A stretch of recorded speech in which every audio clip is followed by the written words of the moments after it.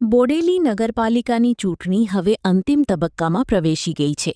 મતદાનને હવે ગણતરીના જ કલાકો બાકી રહ્યા છે, ત્યારે ઉમેદવારો દ્વારા ડોર ટુ ડોર પ્રચાર તેજ બનાવવામાં આવ્યો છે.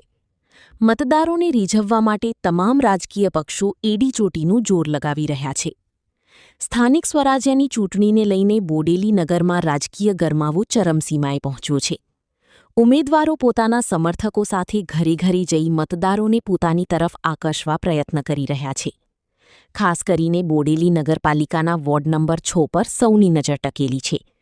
આ વોર્ડમાં ઉમેદવારો વચ્ચે રસાકસીનો માહોલ સર્જાયો છે અને ભારતીય જનતા પાર્ટીના ઉમેદવારો પોતાની પેનલ સાથે સતત પ્રચાર કરી રહ્યા છે અને જીતનો દાવો કરી રહ્યા છે. જો કે મતદાનની ઘડીઓ નજીક આવતા બોડેલી નગરપાલિકાની ચૂંટણી વધુ રસપ્રદ બની રહી છે. હવે જોવાનું રહેશે કે વોર્ડ નંબર 6માં મતદારો કોને પોતાની પસંદગી આપે છે અને કયા પક્ષને જીતનો તાજ મળે છે.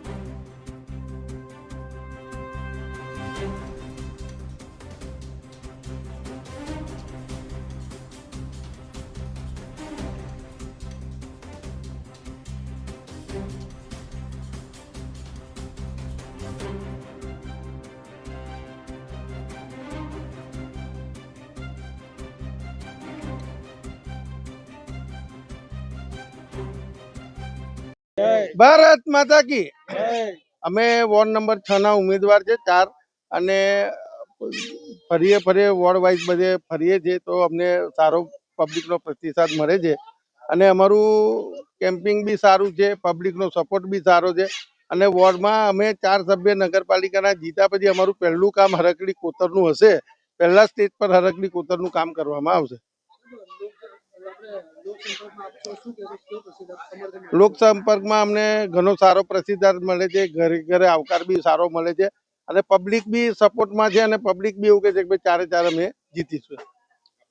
મારું નામ અગ્રવાલ જિગ્નેશ મહેશભાઈ, વોર્ડ નંબર 6. આજ રોજ વોર્ડ નંબર 6 નો ચૂંટણી પ્રચારમાં અમે સૌ મતદારો કાર્યકર્તાઓ નીકળ્યા છે.